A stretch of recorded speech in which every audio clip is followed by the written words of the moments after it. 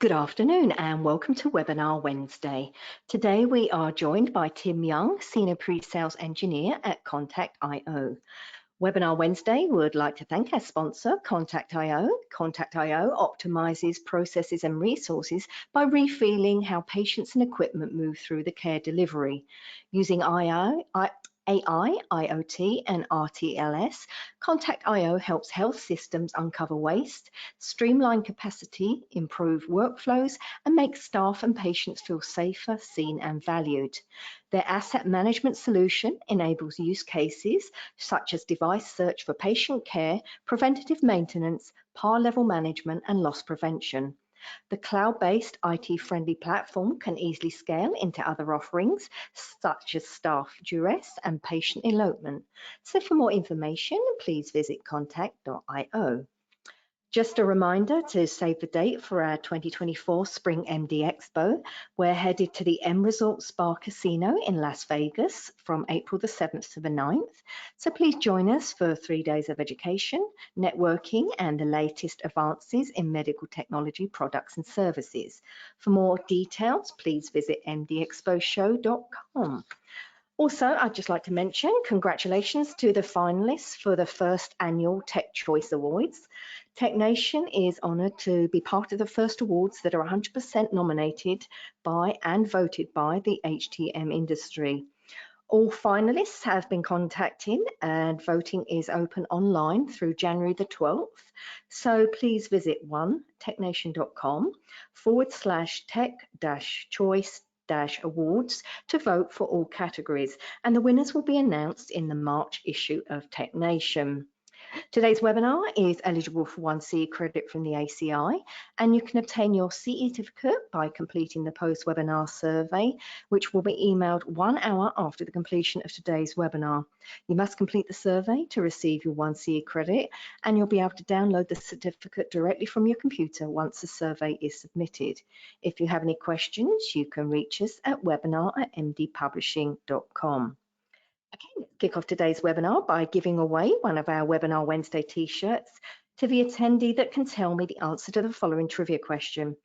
Which city hosts the Macy's Thanksgiving Parade? Answer now using the questions feature on your dashboard, and I'll reveal the answer at the end of the webinar. We'll be wrapping up today's presentation with a live Q&A, so please submit your questions anytime using the questions feature on the webinar dashboard.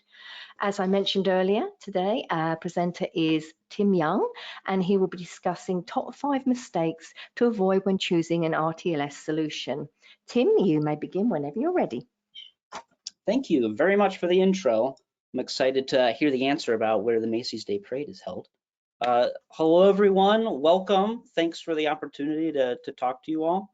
I'm Tim Young, as was mentioned, Senior Pre-Sales Engineer at Contact.io. Been dealing with RTLS and healthcare solutions for almost maybe too long to mention at this point. Kind of got into the industry first doing Xmark hugs, if some of you remember the older version of patient security, and I've now been involved over the last couple of years and beyond a number of RTLS deployments, excuse me, and ranging from a multitude of projects specifically related to asset tracking and utilization, like we're going to discuss today, to the other use cases that are of particular interest, for instance, staff duress, hand hygiene, some environmental monitoring projects. So hoping to bring to you kind of the lessons learned from my experience, and then also the industry's experience as a whole. So very excited to talk to you. Got a simple agenda today. I'll kind of go through an intro into why RTLS, a brief history, as I'm sure most of you are already familiar with it, and then heading through what I consider to be the top 5 mistakes that have been made in the past. And then I'll give you some optimism moving forward at the end with real world examples of sites that I've worked with that have been able to avoid the mistakes and realize some success in their deployment. And then, as was mentioned, we'll roll into a Q&A, and I'm really looking forward to answering any questions that you guys come up with. why RTLS? And RTLS as an industry as a whole has been around for what, 20 plus years now, and has been attempting to solve a lot of the challenges I've got listed here. There's a few that have been added to the list, dropped. Things have remained fairly constant in the challenges that you're experiencing at your facilities. A few of them kind of leading with just time spent hunting for assets and walking around. You've strapped on your hiking boots or shoes and are logging a lot of miles in your facility just looking for something, rather than being able to spend time doing important things like repairing a device or cleaning a device to get it back out onto the floor to be used. And what we've seen too as another challenge is almost on average about 20% of a hospital's equipment fleet drops out of visibility, meaning that either they've just been misplaced, stuffed in a closet and forgotten about, or have been actually lost. They've, due to shrinkage, they've left the building, maybe accidentally throw away. Another very common and one of the hot items to discuss, just because of the monetary value attached to it, is continual over purchasing of pumps, meaning you have a certain amount of IP pumps that you need to have to help with your patient care delivery. And when it comes time for recalls, end of life, or a fleet refreshment, you might be over purchasing by a considerable amount what is actually needed for the facility. And there's very little data to support an accurate assumption of, or an accurate number of what needs to be purchased. We're kind of relying on previous purchase numbers and word of mouth at the facility to make an educated guess. Maintenance and compliance issues are also another challenge that RTLS aims to solve. The same with providing you with recalling borrowed or rented assets, because you're trying to utilize all these different things available at your fingertips. Locating that thing that you borrowed to return on time to avoid a late fee could become problematic if it falls under that 20% of devices I mentioned that may become lost or misplaced. And all of these things too leading to maybe assets not being available and patients having to wait on something that will help with their care, kind of delaying patient care, maybe decreasing their satisfaction because they've had to wait a while for something. In addition to, I'll call it the equipment management world, there's been, over the last few years, a significant increase in violence towards all staff, and particularly your teammates in the nursing departments, which is leading to some burnout and a shortage in those staffing areas, which is impacting all departments because everyone needs to step in and help where they can. And the combination of all of this stuff impacting margins, which we're seeing being drastically shrunk. So those are the challenges, and the solution that RTLS is aiming to provide you is help identify those underutilized assets, streamline your inventory management processes, and through that help make informed decision about your equipment allocation, PMs, and resource optimization through analyzing your asset utilization data. And as I mentioned before, this now will help align pump purchases with your actual needs based on data rather than sort of word of mouth or a best guess. And also looking to eliminate manual searching instead of and using digitized inventory dashboards rather than your hiking boots or your walking shoes to cover the facility. So that's kind of the lay of the land as far as RTLS is concerned. A few of the challenges, definitely not all of them. Each facility is, as you know, quite unique in the issues that you're trying to solve. This is just kind of a general recap of the industry, as you may be aware. So mistake number one, let's get into the nitty gritty. We have seen selecting a point solution as being one of the big mistakes that are causing projects to fall off. And there may be a number of you having already been involved in RTLS, and it gives you, that word might give you the heebie-jeebies or the hair on the back of your head rise up. So a lot of these mistakes might feel personal to you, and you'll definitely remember having gone through all this. So what do I mean by a point solution? Point solution is something that solves one particular problem. And the issue with this has been traditionally these solutions solved one thing, were very expensive to install, turned out to be at times very cumbersome to maintain. Batteries needed to be replaced a lot sooner than you were anticipating, which drove the cost up and is impacting and has impacted the potential ROI that might come of it. Being a point solution also means that for the vast majority of them, it might be they're using some sort of proprietary technology that is not scalable to maybe other forms of data entry and integrations, which makes it hard to scale from one facility to another or beyond to additional use cases, because again, it's only solving one of the many issues that you will, or one of the many challenges that you are encountering at your facility. And all of this makes it not flexible and is playing into and heavily impacting the lack of ROI. They're trying to attempt to solve one solution, not scalable, and maybe proving to be more burdensome than initially intended. So what should you look for? That's the thing to kind of maybe, okay, let's avoid a point solution as our mistake. Now, what should we be looking for? First thing then is look for and identify a solution that's going to offer multiple healthcare use cases beyond asset tracking. And there are dozens of use cases related to the world of IoT and real-time locating systems. And these will make for a good investment for the health system, because you're solving today's problem, today's challenge, but also, I'll say, stretching your dollar for next year's issue that maybe you don't know about yet, or you've identified and know you want to tackle it at a certain point.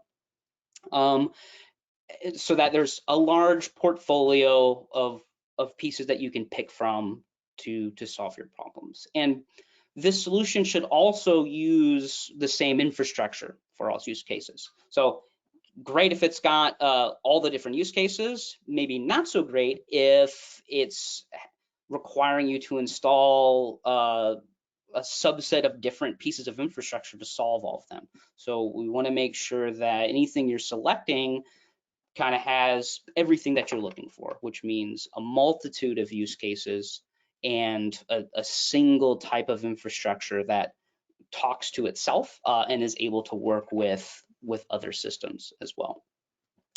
This solution in general, important to have it being 100% focused on the healthcare space. As you know, this space is unique.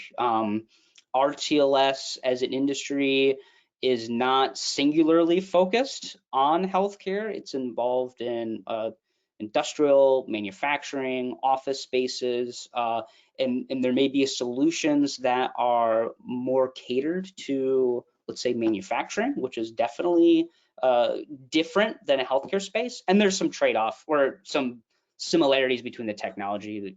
Definitely some devices that work in manufacturing will work in the healthcare space, but important to make sure that what you're selecting and looking at has a healthcare mindset, understands the uniqueness of your position, and is currently listening to customers. And this could be a couple of different things. Look for options to submit your feedback on the software, or even, let's say, a quarterly review with product management, so that the things that you're trying to solve are continually being solved and that your roadmap issues are in line with the solution provider's roadmap items. And then also along the lines of being focused in the healthcare space, making sure that someone is agile and can swiftly respond to new product requests. You've got an idea, they're listening to you, you've submitted your feedback. Great if they can ingest it. Maybe not as exciting if it can't be followed through by developing a new product or swiftly deploying some feature request that you've requested. So that's mistake number one. Second mistake we've seen is the lack of workflow automation. Simplicity from a solution is very important, but as this gets deployed within your first month or two, you're going to swiftly scale to automation faster than you would think. And what does this mean? What are some examples of automation? One of them, a very important one and related to IV pump management, is periodic automated replenishing, or PAR levels, as they're more commonly known. This eliminates your intensive rounding. I'm going to mention hiking boots a lot. I like to hike, so that's where my mind's at. A lot of walking to validate that a clean room has the correct number of assets in it, that a stored room is empty or hasn't dipped between a certain threshold. And for some of you, your facilities are quite large. So having the capability to automate this, where you can sit back and relax and just look at a dashboard that tells you, I've got spares over here, I have critical levels over here, now I just need to walk to the third floor and grab some equipment to clean them or repair them, rather than having to check every single floor. Beyond PAR levels and kind of minimizing your rounding is a very simple automation piece. It could be a stretch to say it's automation, you might think, is just loss prevention alerts, automatically telling you when a device has entered or exited a restricted area. Hey, the heart monitor should probably never be entering the lobby on the first floor. We should have them always maintained in this certain area, or any other device that you'd want to keep track of. So automatically notifying you that this high value asset, this telepack, has entered the laundry room. Don't want it to go into there. Don't want it to be ruined. Definitely don't want it to go into the incinerator, because then it'll be gone forever. So just a quick, easy automation that's very simple to go live with right as the solution's being deployed. Another useful automation piece to look for in a solution is your maintenance flow, meaning repair ticketing. Staff members walking throughout the department, through the floor, notice a piece of equipment is broken. Maybe they don't know the phone number to call to submit a ticket, don't know how to use the ticketing system, or are just too inundated with taking care of patients because there's a nursing shortage for all the reasons I mentioned before, and are just like, well, I can't focus on filling out this form right now. I'm just going to leave it here. It's a device that could be repaired quickly if you just knew about it. Now you can press a little button on a tag on that device that will swiftly open a ticket automatically, alerting you of the need to repair something, giving you a name of the device in question and where it currently is. Beyond that, let's say your fellow staff members in nursing, maybe they do, but most of them don't want to be looking at a software map to locate their things. And automation will help slowly kind of change their behavior from where is my stuff, to just going to a storage room or a clean room and grabbing the equipment, because now that you have been able to optimize your utilization and don't have to spend so much time wandering around looking for things, you're able to keep these rooms replenished and at current levels that will help them. So we kind of say, hey, if you're lucky enough as a kid to just go to the drawer and find clean socks, you You didn't know where the socks came from, how they were clean, or why. They were just there. And that's kind of the end goal for some of these, some staff. You know, it is important to know that somebody is actually repairing and cleaning these things. But great to be, I need an IV pump. I just go to room 212. That's my clean soil. That's my clean room. And that's where I grab it. Don't need to think about anything. Don't need to log into any system. Just grabbing something immediately. And then another automation piece that you should see in the solution that you're looking at that should just automatically be there is asset utilization data, meaning it is keeping track automatically of how often your assets are being utilized, whether they're with patients, whether they're spending a lot of time being repaired in corridors, sitting idly by, which when it comes to refresh certain assets and purchase new things, you have the capability to make an actual extremely educated guess on what specific number you need. Mistake number 3, this one strikes really home to me because I've seen a lot of deployments that could have gone better if there had been more time spent at the beginning looking at an internal policy roadmap. And this is less about a solution and more of an action to perform internally. So what does this mean? This means looking at where you are today, identifying the issues that are most important to you, and kind of creating a hierarchy, a tier, 1 through 10. These are the challenges that I'm facing today, and these are the most important ones, and where I want to spend a little bit of effort kind of automating these things. And they can be as general or as specific as you want. The more specific, the better, because it's going to allow you and the solution consultant help you figure out how do we line this up to a specific outcome and then measure the success of that outcome. A few of them being, hey, I just want to reduce my equipment downtime. The amount of time it spends not being utilized or not with a patient, I want to minimize that, which in theory is going to increase its utilization.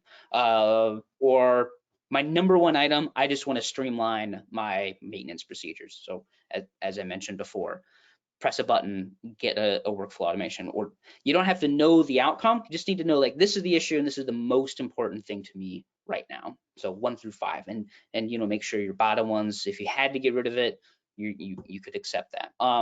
Or I want to enhance my overall workflow efficiency. However that looks, that's important to me. I just want to enhance workflow efficiency, or reduce, or my issue being I've got huge expenditures. I need to find a way to stop doing that. So now that you've got your tier of policies that you want to conquer, now you can map those to a solution.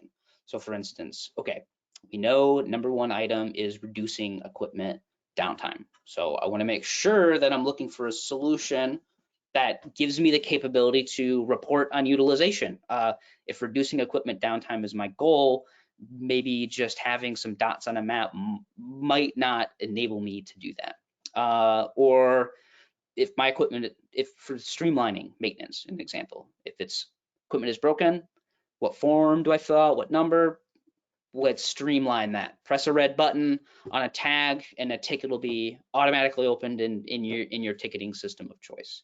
Or workflow inefficiencies. I know I want to get more efficient with my workflow.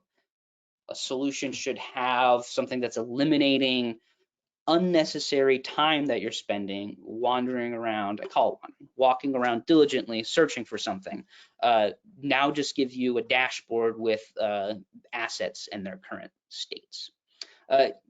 This is, I could have made it number 1. I made it number 3 just because of the flow. It kind of made sense, but spending some time being self-reflective, understanding this is where I am, these are my challenges, and having a clear roadmap to the solution. And this goes beyond to just the specific challenges, is having a roadmap of use cases that you want to solve, because there are a great number of them, and you might be tasked with identifying a solution that will help solve your immediate need now, but being aware of your organization's other initiatives down the road is definitely important as well, and then prioritizing those. Seeing a lot of wheels spinning, trying to solve reducing equipment downtime, and realizing that, hey, staff to rest is incredibly important to this, but nobody quite taking the lead on who's going first and which project is going to be prioritized, because it was really never discussed. They were both just kind of like, these are both our number one. You have to choose maybe one, or say, I want to do them both at the same time. Having these different use cases, it does introduce some complexity into a roadmap, but I can't underestimate the importance of just writing these things down on paper, giving them a highlight and saying, this is my most important one this month, and next quarter, or even just next month, I want to roll out with this. Be very strategic and be looking towards the future. Oh, and speaking of future, I swear I did not plan that. Not being future-proofed. Maybe I did. Maybe that's why I organized it this way. Look for solutions that are future forward, and kind of a connection back to our point solution, which is definitely a here and now decision. This is maybe a broader, more let's think to the beyond, maybe a decade from now.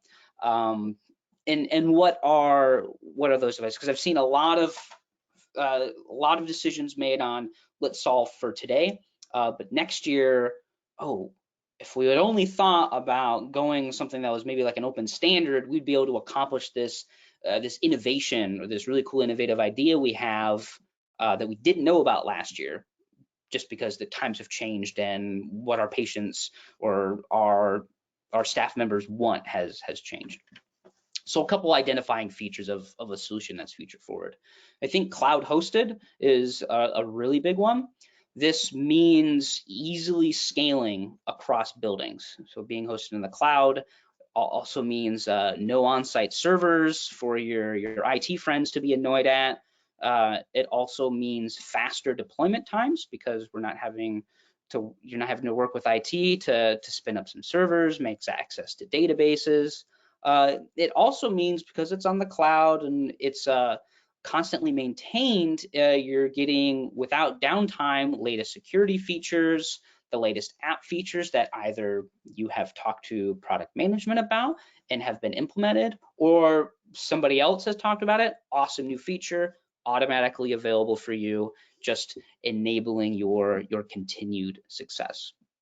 Another thing to check for to ensure that you're future-proof is avoiding proprietary technology. So look for standard protocols that are being used across industries, like Bluetooth Low Energy, that is working now, has worked for the last decade or so, and is being invested in and committed to as a standard protocol for decades to come. And what this allows for you is not only flexibility today, but 5-10 years from now, let's say you want a different form factor on a certain tag, because there's a new medical device that has some unique physical constraints. Because you're looking at something that's not proprietary, it opens you up to looking at, let's say, the BLE market as a whole, and give you the capability to select something. I mean, the store opens up. You're not committed to just one piece of technology. Now you have a larger commerce within which to shop and find something that truly fits your unique needs. And because it's on a standard protocol, it's going to work. It's going to be able to play nicely. And aside from the tag and the moving pieces, utilizing even existing, I mean, aside from 10 years from now choosing a new device, you're utilizing maybe infrastructure that is already Bluetooth enabled, for instance, and now you're able to pair these different systems over a common protocol. Another thing to look for is the availability of open APIs. And these will either written on the RESTful standard or have streams where it can just send you a bunch of data and you can ingest as you wish.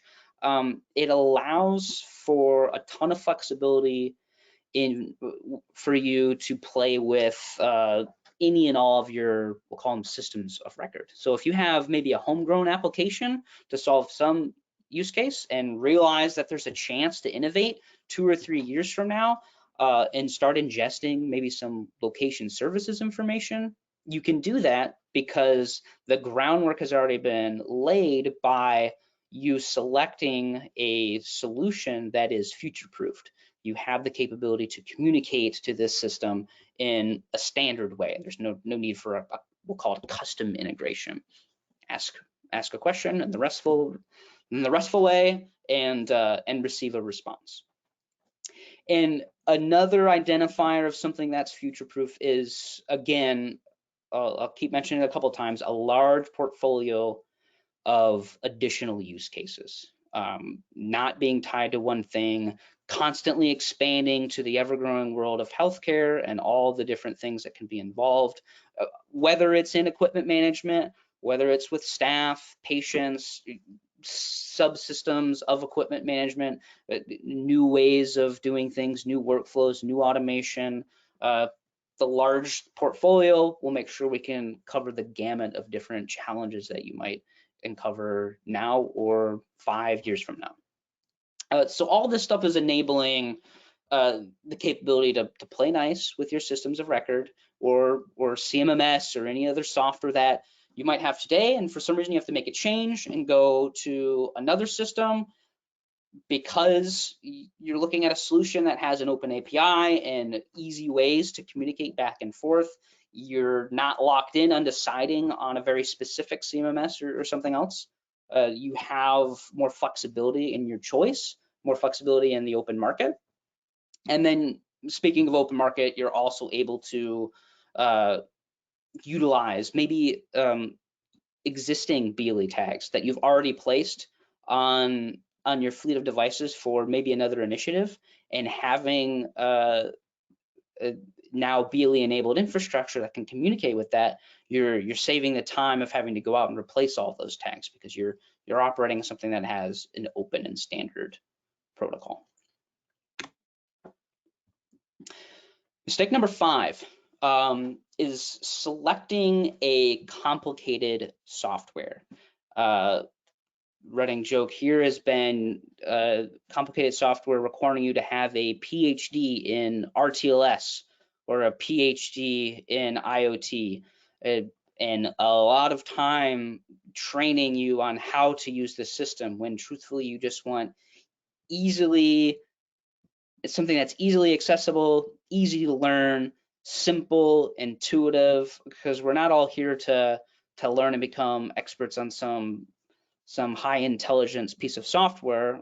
There are jobs to be done quickly and efficiently. We don't want to have to spend a lot of time educating ourselves on this, and especially for staff members who might not actually spend a whole lot of time day to day in a software, but every other week, every other month, might need to hop in and perform some sort of action. So a software that's intuitive with a simple interface is definitely something that you should be looking for. So simple, easy to use for both you and your staff members, and it'll have, you want to look for a couple key features. One is, I'll call it inventory at a glance, just a simple table saying what's available, what's unavailable, what's down, so that based on your action for the day, hey, I'm supposed to be focusing on things that are down.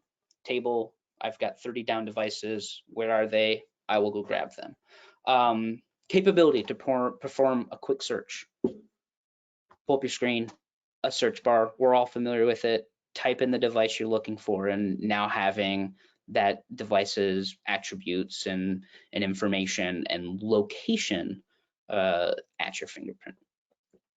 Another piece for simplicity's sake is capability to just import via CSV a list of assets. Integrations are amazing, especially into your system of records. So you've got CMMS kind of handling all of your new assets automatically pulled over, but the capability to go live ASAP is fantastic from a CSV perspective. So if you're maybe a smaller facility, you don't have to worry about managing some sort of integration or waiting for a project manager to actually get started on that.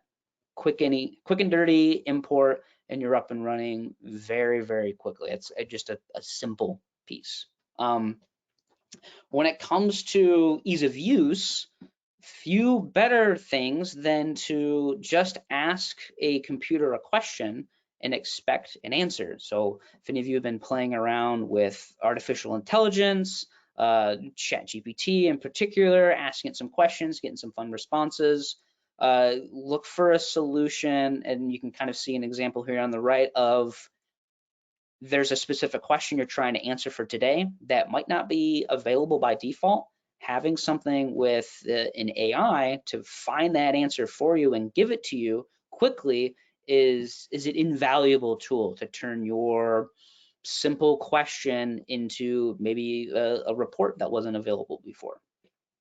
And all of this is kind of enabling what I like to call fewer clicks. You don't want a lot of clicks, clicking, and now I've arrived at the screen that I was looking for. Gosh, I wish this was just the first thing that opened up when I logged into. So counting your clicks, no one wants to do that. We want to just get into a piece of software and operate swiftly and efficiently. And what better way to eliminate clicking than to have the capability to open up your phone and find instantly your location as a little blue dot, or a green dot in this instance, and see nearby available devices. So now I'm not searching for available, I'm not looking at a table.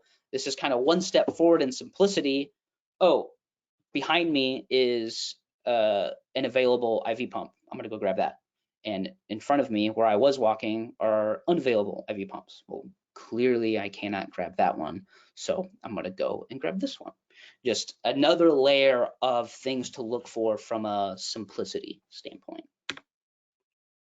So we kind of talked about the mistakes, and I wanted to move on to what I'll call the real world success stories. And I've got a few examples of facilities I've worked with that have avoided the mistakes that I've mentioned and are seeing success from it.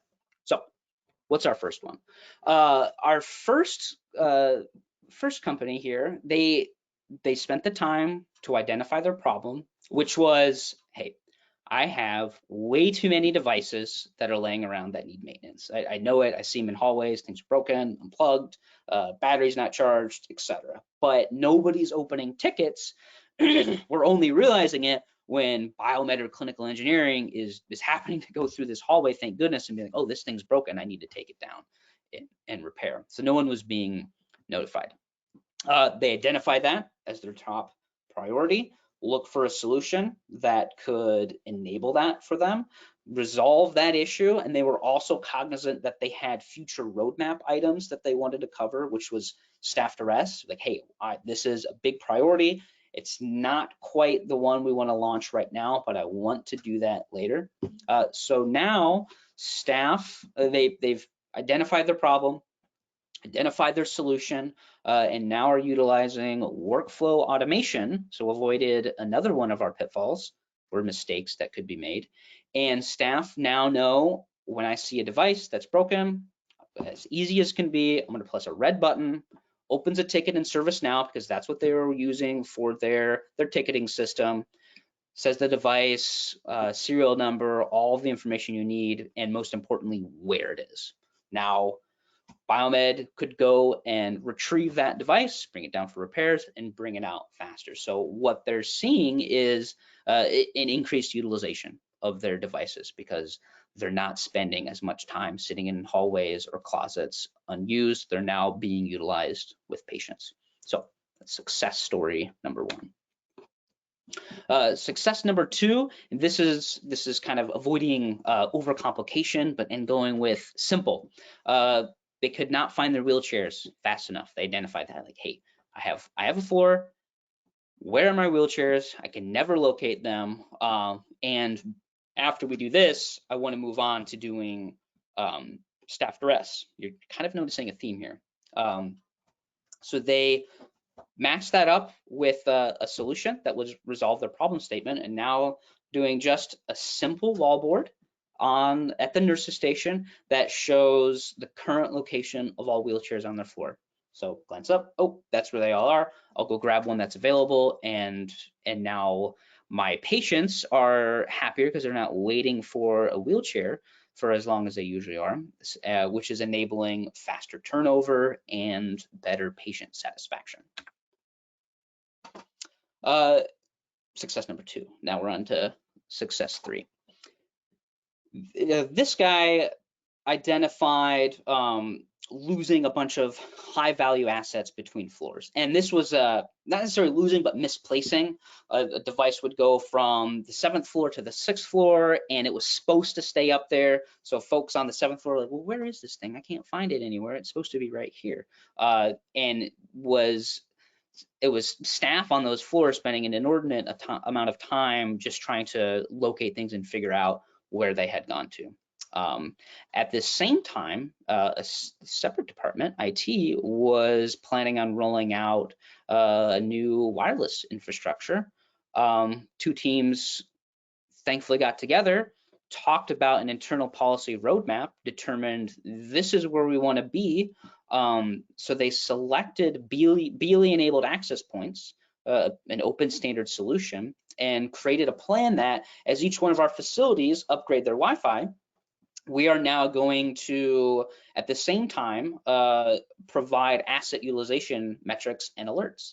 So now staff get automated alerts when those high value assets leave restricted areas. And they're getting that just because, well, not just because, by extension, because IT was able to replace all their access points with BLE enabled ones, which was giving them the capability to use these BLE tags with a solution that could provide simple automated alerts. And so that's improving the utilization of their assets across floors and keeping devices from being lost or misplaced, while also future-proofing their IoT infrastructure. 2 more that I'll cover on. One is related to BLE, a different site. They went live with Contact.io across multiple sites and decided to go from an asset tracking perspective. But they had just had a very large portion of their IV pump fleet, like a couple thousand, had just had Bluetooth tags placed on them. And clinical engineering was like, hey, I just wandered everywhere and found all these and tagged them all. Do I really need to go out? I mean, I know where they are now, but do I really need to go out and retrieve them and bring them in and swap out a tag? The answer is no. Since it's Bluetooth Low Energy and it's an open standard, let's consume that data and present it on to the software. So now the end users, they have no clue what kind of tags on a device. They're just finding and utilizing it. So this is a perfect example of finding a future-proof technology, something that's not a point solution, and avoided being locked into a proprietary technology. If they had not gone a Bluetooth route, the answer is probably going to be, yeah, you do need to go back out and retag those couple thousand of IV pumps. Another great success story from an IV pump management perspective is this facility had about 3 times, after all the tagging was done, realized they had about 3 times the number of pumps to their beds. And after just a couple months of the system running, they had a large bank of pumps that weren't needed, and another branch nearby facility who had the infrastructure in place like, hey, we're due for a refresh of our IV pumps. Can we have some of those? So rather than having a large CapEx spend, they were able to just move from one facility to another. And this was because they had identified early on that internal policy roadmap. I want pump utilization. That is my #1 priority. And they matched that priority to the roadmap. And within months, they came to a success. So thank you for staying and listening. I believe we've had some questions flowing through. Yes, we have. Thanks so much, Tim. I've got a few here. So the first one is, okay, I don't want to have to wait a long time for a project to get up and running. So how quickly should an ideal solution be deployed? Yes, this was originally, I wanted to keep it to 5 mistakes to keep it short for you because I definitely went on for a bit.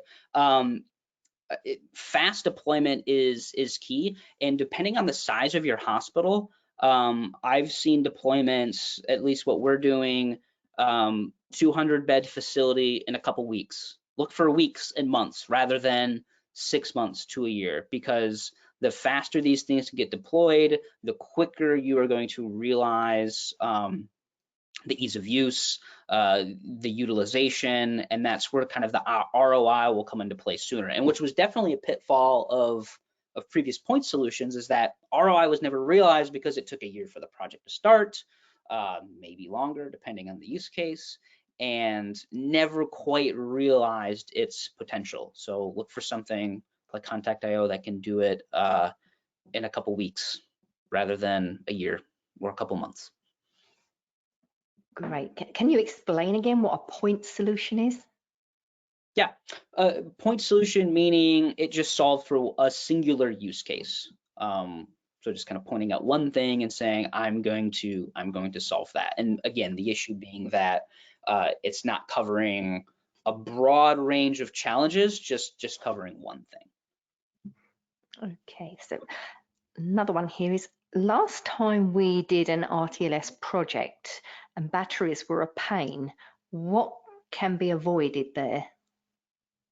Yes, a very common complaint, and what can be avoided is identifying upfront what our battery level is going to be, to how long are these things going to last. So I would expect 3 years plus, or 4 to 8 years is going to be really good. That's something to look for, and then also evidence and proof that automated alerts for battery replacements can happen as well. And then even in addition to, okay, now we've got longer battery life, batteries have become kind of a pain. You have to have maybe an outstanding PO and replace those all the time.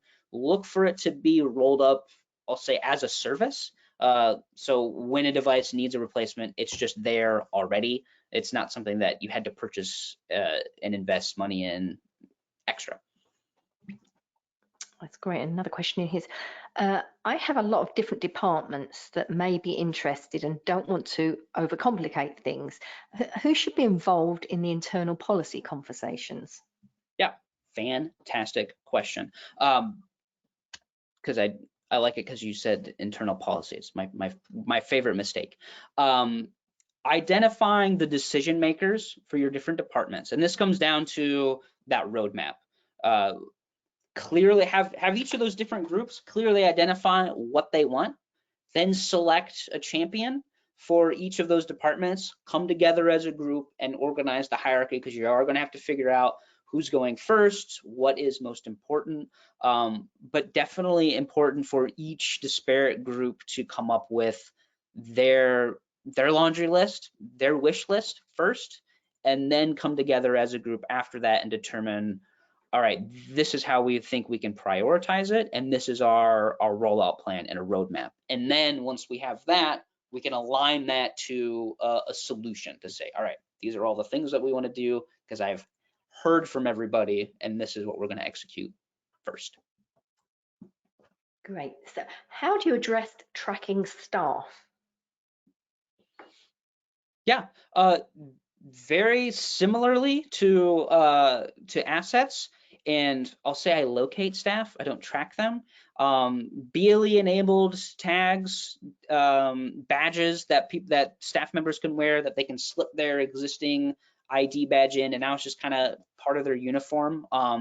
Looking for that common infrastructure that will provide us location. And now with staff movement, this will help with primarily, you kind of saw the trend of a couple of the sites for the success story saying, I'm gonna do assets first. and then staff. So in those instances, staff were given smart badges that had a duress button on it. So when they were being a victim to, as I talked earlier, an increase in violence towards healthcare workers, either verbal or physical, press a button, an alert will go out with their location and allow for security to respond. And what we do is provide also the analytics behind that to say, okay, these are your troublesome areas. This is the time of day where we're seeing most of these button presses as well. And this kind of opens the door for a host of staff-related use cases, such as workflow analytics. And sorry, I'm kind of going on a lot about this because once staff have it, this is how we were able to identify too that they were spending a lot of time off unit. Oh, why was that? Oh, it was because they had a storage room on a couple floors below that they had to keep going down to. And after quickly just seeing the data of how many minutes they spent off unit, able to optimize their workflow efficiency. I definitely went beyond that question, but thanks. Okay, perfect. We have an RTLS program that was rolled out about 2 years ago. Touching back on batteries, we have noticed they tend to drain a lot faster than the time mentioned. We have integrated a battery change policy into our PM schedule. Are there any other methods that you have seen to be helpful? Yeah, that is a very common statement. Hey, whenever I get these batteries in, I'm just going to swap them out because I don't trust them. 2 years is very short. So I would expect, especially with ours, 4 to 8, depending on all the stuff that you can turn on from environmental perspective and other telemetry features. Having automated alerts to just tell you when they're going to die ahead of time as well, because batteries will usually, you'll go to like 10-20% and then there's a steep drop off.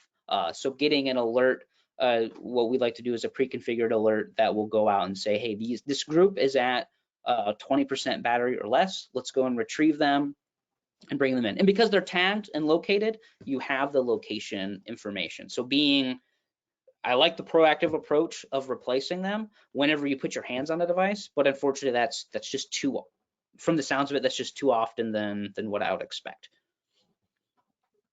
Great. So can you tell us how your technology differs from other proprietary solutions and what CMMS technologies does Contact integrate with? Yeah, so I'll answer the last one first. CMMS, any and all is the short answer, and this comes back to the open API capabilities. Able to quickly have, if there's one that we haven't worked with before, able to quickly provide an integration using these standard methods of communication. And what was the first part of the question? I should have started there and then moved back. The CMMS question or the? Yeah, the first part of that question. Okay, can you tell us how your technology differs from other proprietary solutions? Yeah. First and foremost, built on the open standard of Bluetooth. So that's our messaging protocol of choice, which is embedded in Wi-Fi access points, other third-party gateways, our own gateways. This is how communication works. We're also using infrared technology to provide more granular location accuracy as well. But everything that we're utilizing, first and foremost, starts with an open standard of Bluetooth to enable that communication. Okay, that kind of leads on to this question. Does RTLS operate on its own network or does it operate on the existing wireless network? Great question. It is not a proprietary network, so it'll operate. I like to say it operates through an existing network. BLE will be communicating and sending its information and data, and then that'll be passed through your local Wi-Fi network to the cloud for then all the outcomes and stuff we've been talking about. And the great thing about Bluetooth, part of the low energy piece is that its packet size is very minuscule. So the amount of bandwidth required to run this is almost unnoticeable. Perfect, thank you. time for one more question. Since this is open tech, what cybersecurity measures are used? Yeah, I'll say for us, a short answer, and I'd love to talk further about this. We are both HIPAA compliant, which is kind of more data related, and SOC 2 Type 2 compliant as well. There are a number of security features we have listed on our support.contact.io page and related to how tags are read and how they are identified and changed. A lot of authentication that goes into it. Not just anybody can walk on site and start to see what you'd be thinking they would see. Perfect. Thanks so much, Tim, as we come to the end of our hour. So thank you so much for your time and a really great and informative presentation, Tim. I'd like to encourage everyone to visit today's sponsor website to learn more about the services they provide to the industry. So please visit contact.io. As promised, the answer to today's trivia question is New York City, so congratulations to our winner, Troy Meeks. And just a quick reminder, you can obtain your CE certificate by completing the post-webinar survey, which will be emailed 1 hour after the completion of today's webinar. You must complete the survey to receive your 1 CE credit from the ACI, and you'll be able to download the certificate directly from your computer once the survey is submitted. If you have any questions, you can reach us at webinar@mdpublishing.com. We'll be back soon with another webinar, so please visit webinarwednesday.live for more details and complimentary registration. Thank you all once again for your time today, and I hope you have a very happy Thanksgiving. Thank you.